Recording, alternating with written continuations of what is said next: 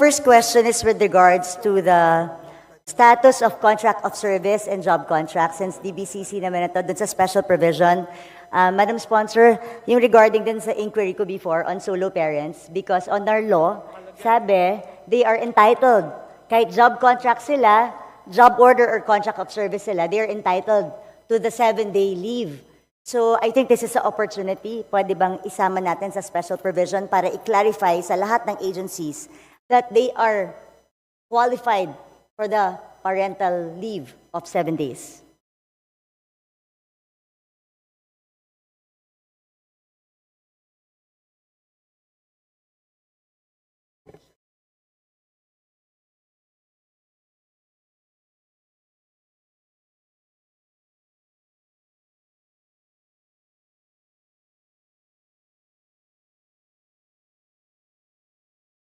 Madam Speaker, umaandar po yung oras. Madam Speaker, we are checking the joint circular.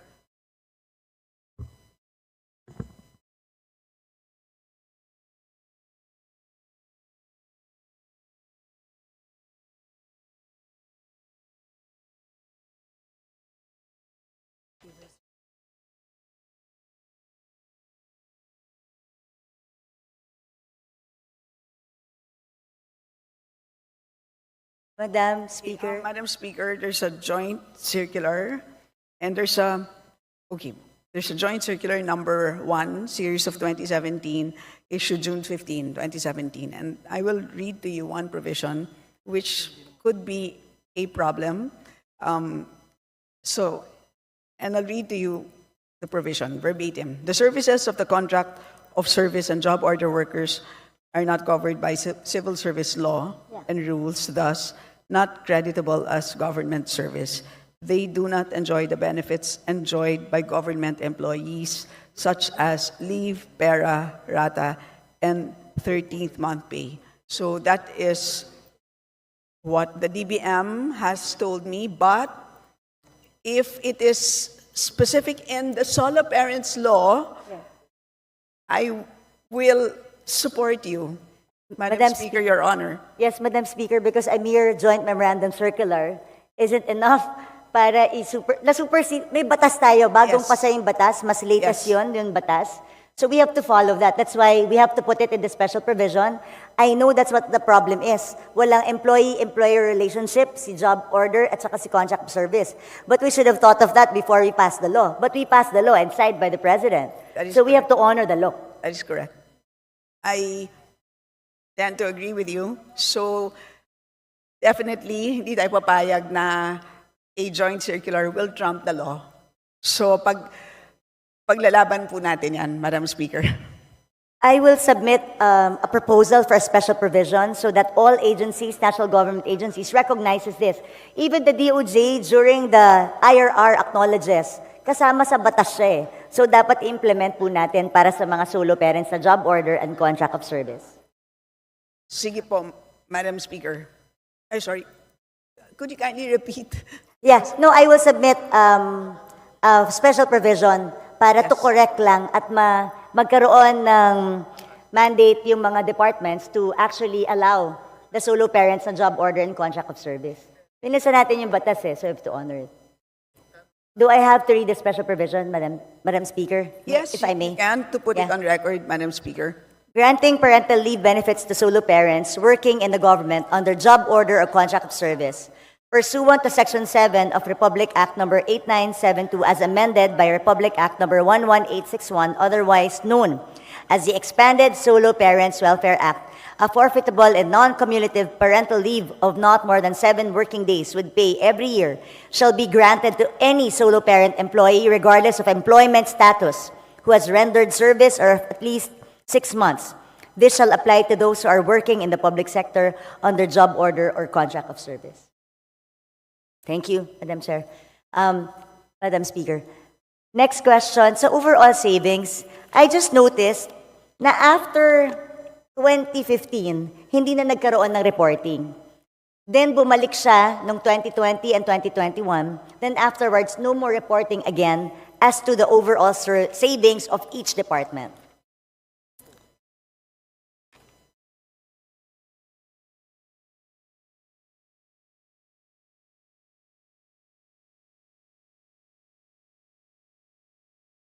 Madam Speaker, may we ask for a 1-minute suspension? Session suspended.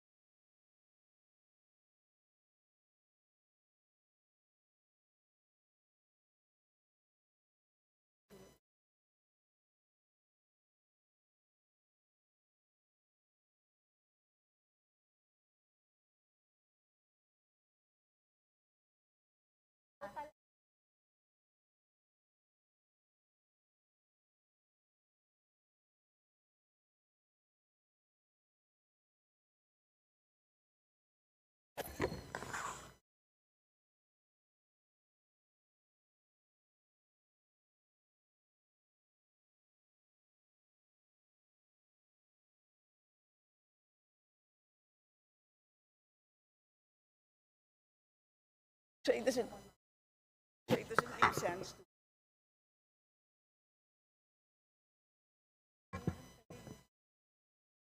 Madam Speaker, Session resumed. Please proceed. Madam Speaker, Your Honor, as you know, the meaning of savings is now different. Today, it now refers to balances of any released appropriations which have not been obligated as a result of any of the following: A, completion, final discontinuance, abandonment of a program, or B, implementation of measures resulting in improved systems and efficiencies, etc. So today, in other words, hindi na siya kinocompute for all. Yun na ngayon ang practice ng DBM. So if there is a number that you have in mind, for example, do you wish to know unutilized appropriations for the entire government? Is that what you wish to know? Madam Speaker, parang di naman po nagbabago yung definition ng overall savings. Yung savings naman talaga is, as you said, yun ang definition ng savings natin. At kaya nire-reflect yun kasi ito yung mga hindi nagagamit, like you said. And then nire-report kasi yun and it's being transferred to other agencies. Ang sa akin, I'm looking for a pretorial. They have to report it to us, just like before. For example, ang overall savings natin in 2020 is 3.5 billion. That's why it's also significant And then for all those savings, nakalagay dyan kung saan tinransfer sa bawat agency. Pag sinabi mo kasing savings, transfers from. From each agency, natatransfer ang savings ng bawat isang ahensya, pupunta ngayon sa overall savings. And then yung overall savings, it's a transfer to.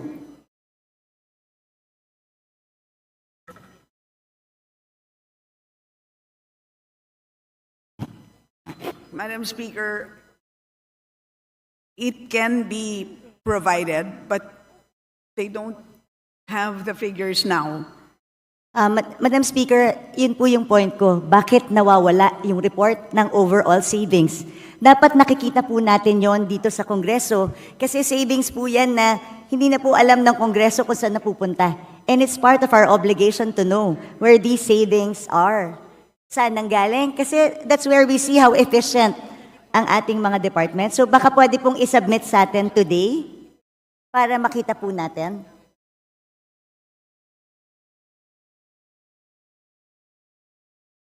Ang pagkakaiba, Madam Speaker, today is that the agencies themselves use their own savings. So, they can modify on their own. So, hindi katulad dati na nililipat sa ibang ahensya. And does So, this mean hindi siya nire-report sa... No, pero, yes. So, but as a result of that change in practice, kaya nagkaroon din sila ng ibang pagre-report. But tama po yung observation ninyo. And I think that is a very important point. Hindi naman dahil nag-iba ng practice ay nawalan na sila ng responsibilidad na mag-report. So, because of that, they will submit the report on savings. They will provide the report as okay, but henceforth they will include include it in the BSF moving forward. But you will submit within the week to the Committee on Appropriations and we will copy furnish all members. Yes, please, Madam Speaker, kasi napaka-importante po na alam natin how efficiently they're using.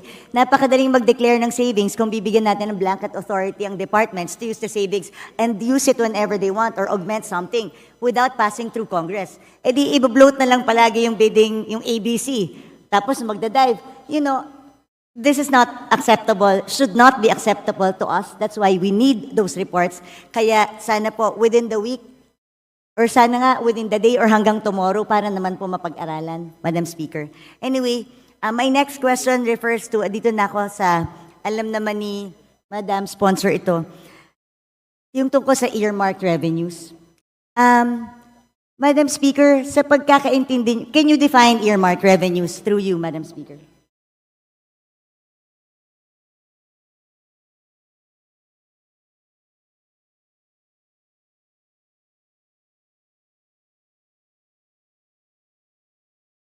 Earmarked revenues, Madam Speaker, are identified revenues required by law to be used for designated activities, benefits, or purposes which can be either classified as use of income or special account in the general fund or SAGF. Nung pong nag-interpolate tayo, sinabi po sa akin that the cash isn't available because the cash is being used. Madam Speaker, Madam Sponsor, tama po ba na pwedeng gamitin ang earmarked revenues ng national government wherever it pleases? Yun ang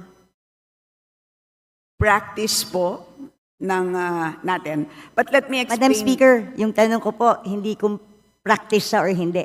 Tama po ba na ginagamit natin ang earmarked revenues for other things other than specified in the law?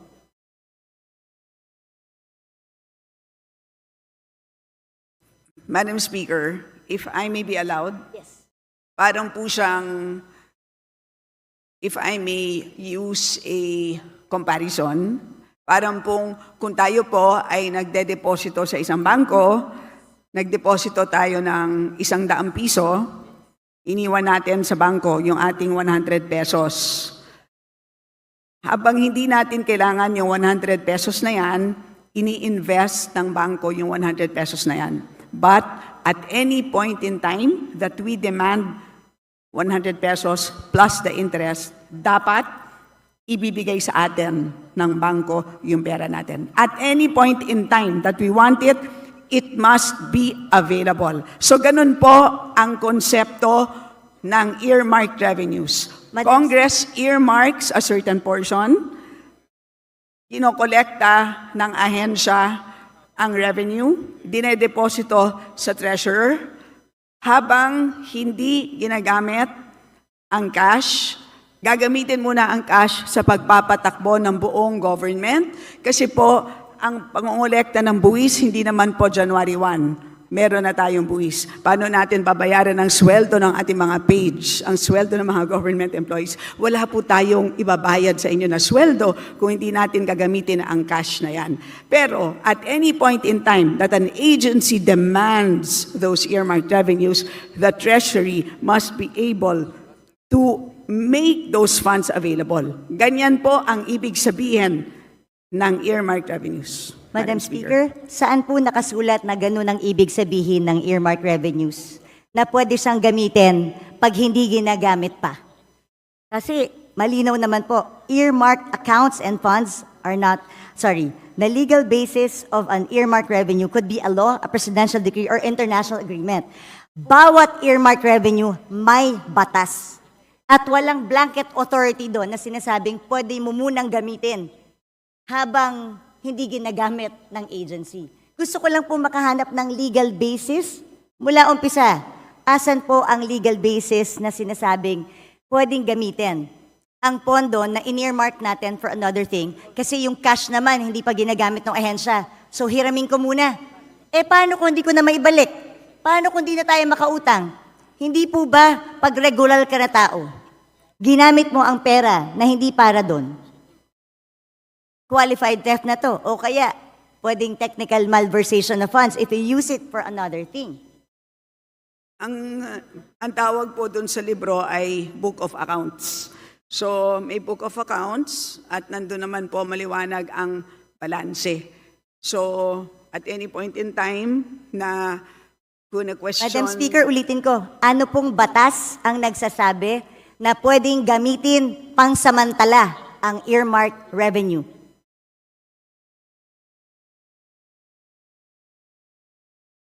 So, hindi po ginagamit ang revenue. Maliwanag po yun. Yung pera, Madam Speaker. Saan po sinasabing batas na yung cash na nakolekta ng isang collecting agency para sa isang bagay na naka-earmark? Kaya po tayo nagpasa ng batas sa Kongreso. Gusto ko itong SUF para lamang sa free wifi. O meron na siyang 24 billion na cash na nakadeposito. Pero sabi nga, yung cash na to nawawala na kasi ginagamit siya habang hindi pa ginagamit ng free wifi.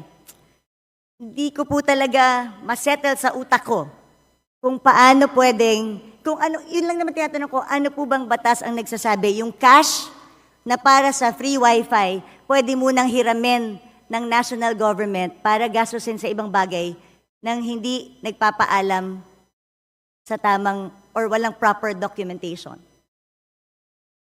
Madam Speaker, una sa lahat, napag-usapan na natin ito at maliwanag naman na at any point in time na kailangan na ng DICT ng additional funds para sa free wifi, they may request. Madam Speaker. Maliwanag po yun at katulad din doon Madam sa Speaker. fire trucks. So lahat po yun ay pwede. So yun ang sistema po ng paggamit ng accounts sa special accounts in the general fund. Ganun po ang sistema. Pero kung meron pong legal question ang ating kagalang-galang na B.H. Herrera, nandito naman po ang DOJ, Judiciary, pwede po siyang magtanong ng legal opinion, ng opinion mula sa DOJ because that is really beyond us. Hindi po kami makakapagbigay ng isang legal opinion. Yun ay pwedeng hingin sa DOJ, Madam Speaker. Madam Speaker, Your Honor. we are the power of the purse here. Tayo po ang nagpasa ng batas. Yung pera na in-earmark natin, mahirap po na ginagamit, tapos pag kailangan na, sasabihin mo, pag kailangan na, nandyan. Paano kung wala? Hindi ba ganun yung mga estafa cases? Hindi ba ganun yung mga pyramiding scams? Na pagka umutang ka ng pera, for such a, di ba, tapos biglang pag kailangan na, hindi mo na makuha. Pwede mo i-demanda yung taong yun. Ang sinasabi mo kasi, at any given time, ang defense mo is at any given time, pwedeng hingin ng free wifi yung budget. Eh, paano kung walang pera ang gobyerno? Sa akin, hindi yung it's readily available. That's not the point. Ang punto dito, pwede bang gamitin para sa ibang bagay ang cash na inalat ng Kongreso para sa isang particular na bagay?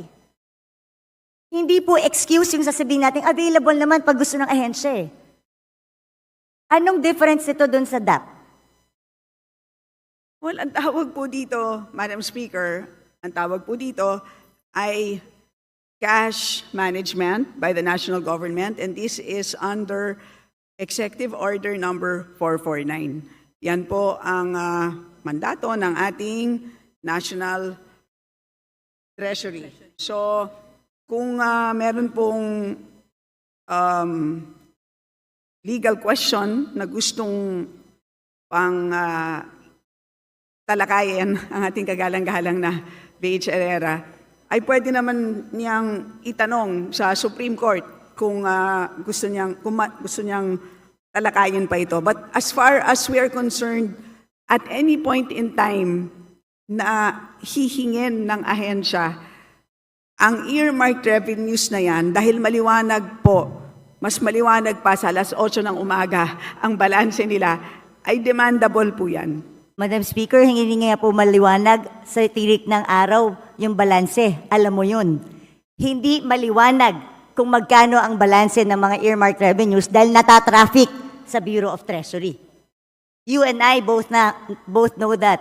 Natatraffic ang kanilang balanse sa Bureau of Treasury because nagagamit ang pera tapos naghihintay ngayon ng balancing or reconciliation. Madam Speaker, this is not a legal question. It is also a management of cash question. Dahil at the end of the day, nangungutang nga tayo dahil kulang yung pera natin eh. So paano kung biglang may magandang programa ang isang departamento? Can we assure them that there's cash? So bigla tayong we earmark this certain, ini-earmark natin ito sa bawat use niya. Kasi gusto nating i-make sure that the money is there at lagi siyang pwedeng gamitin. Tandaan natin, if yung humihiram ng pera ang may control kung anong ibibigay niya, then magdadamot ako ngayon sa pagbibigay kasi ginagamit ko eh. So they have the control eh. If you have the control, di ba? Kunwari ikaw ang may control ng pera, kung ano ang pwede mong gamitin at hindi. Tapos may humihinging ahensya sa'yo. Kung ginagamit mo yung pera, hindi ka magiging generous sa ahensya ibigay kahit mayroon silang tamang programa. Kasi you're making use of the cash available. Maganda lahat yan, Madam Speaker. But again, ang end balance halimbawa as of June 30, 728.785 billion pesos. So malaking amount of funds. Isipin na lang po natin kung lahat po ito ay binagsak natin ngayon, lahat sa mga ahensya, sa totoo lang po, mabibilaukan silang lahat.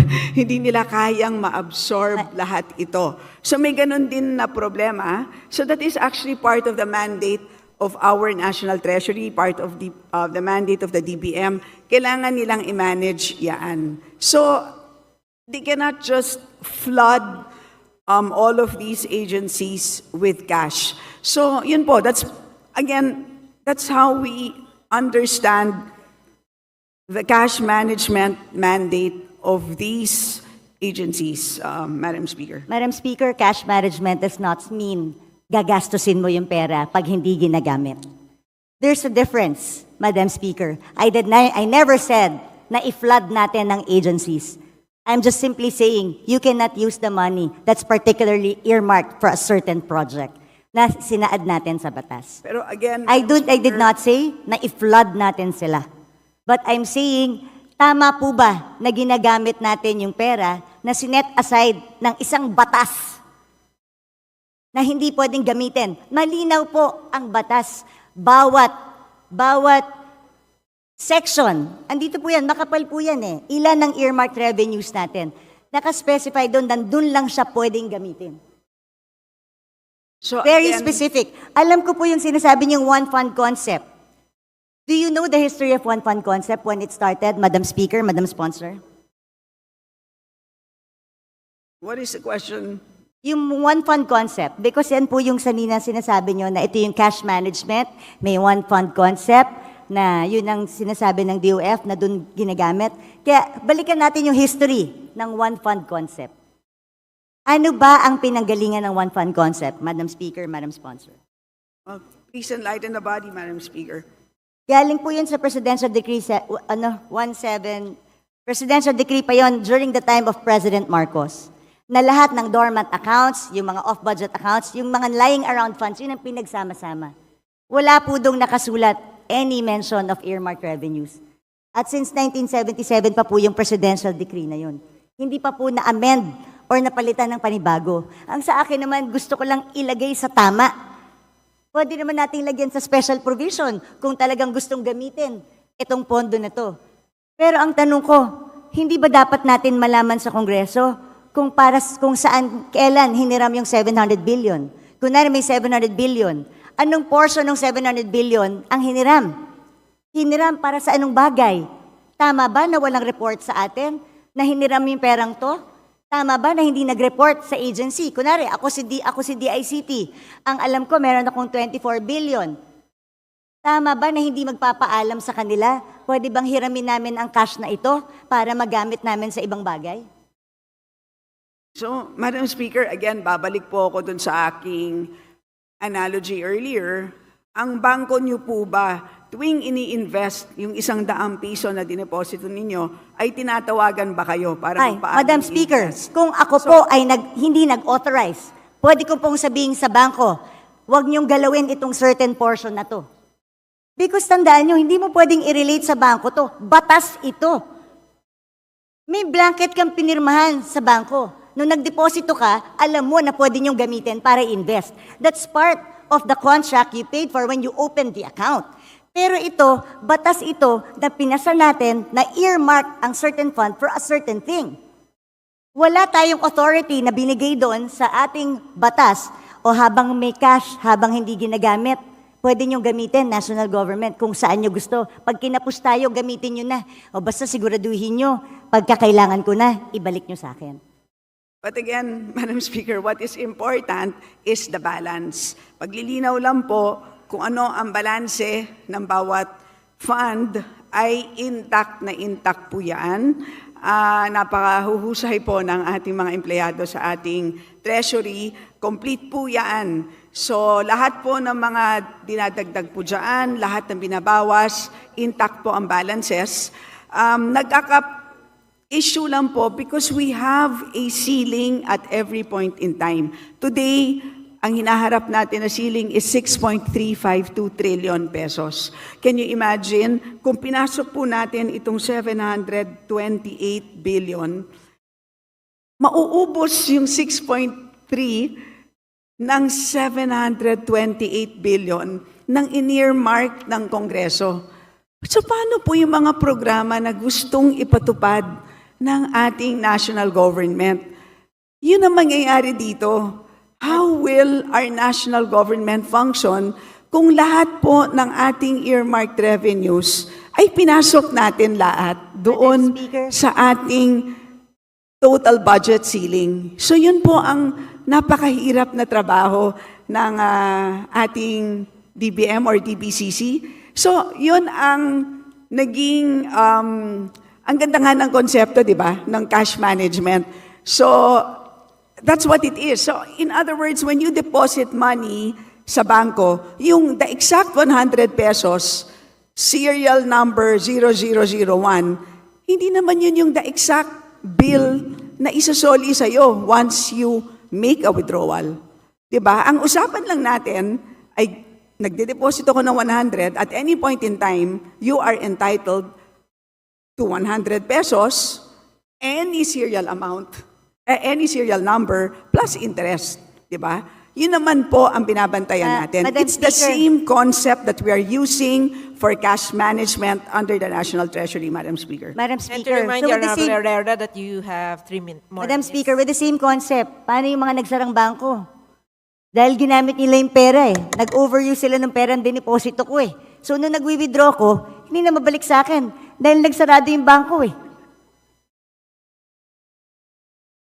Like I said, Madam Speaker, again, I believe in the one fund concept, pero mag-amenda tayo ng batas. Isaayos natin.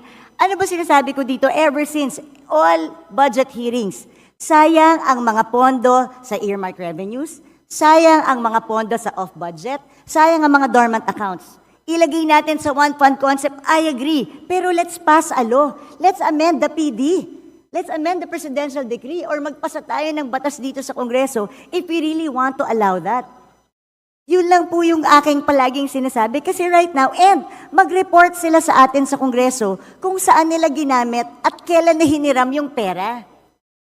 Madam Speaker, hindi na natin alam saan napunta yung pera na ginamit na yon. Oo, nandyan.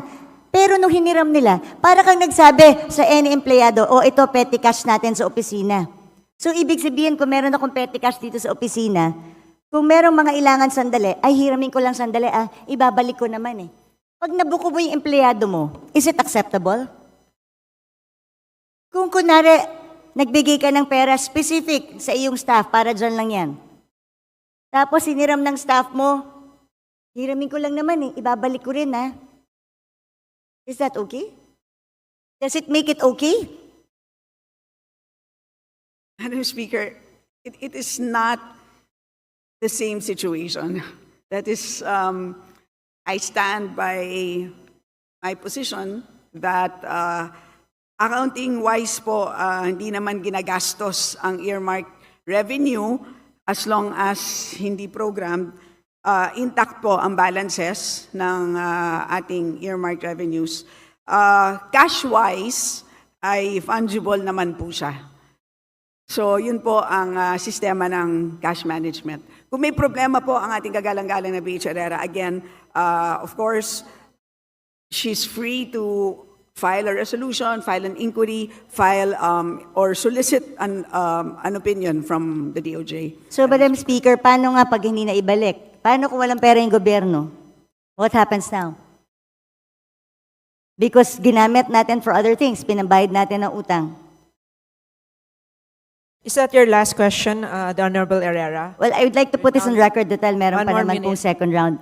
While the earmark revenues may be pooled to the general fund under the one concept, the fact that these are not readily available cash resources but an obligation suggests a shift from the one fund concept to misappropriation.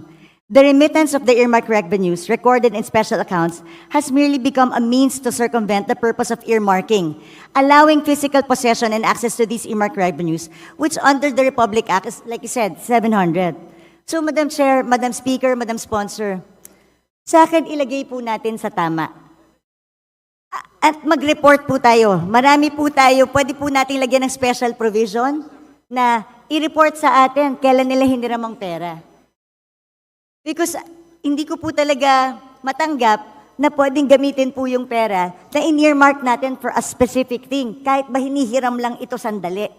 Like I said, hindi ba to parang DAP that was declared unconstitutional by the Supreme Court?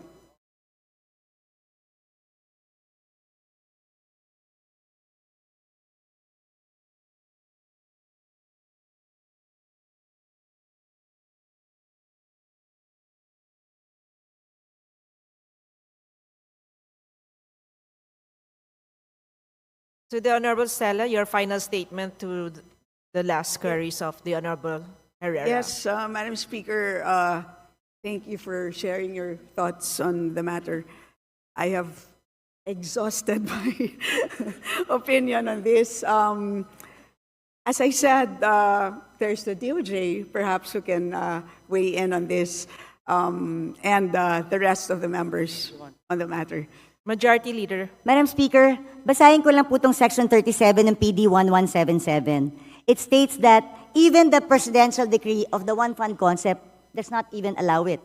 It says here, all monies appropriated for functions, activities, projects, and programs shall be available solely for specific purposes for which these are appropriated. Even the presidential decree na pinapapool lahat sa one fund concept, exception yung naka-appropriate for a specific thing.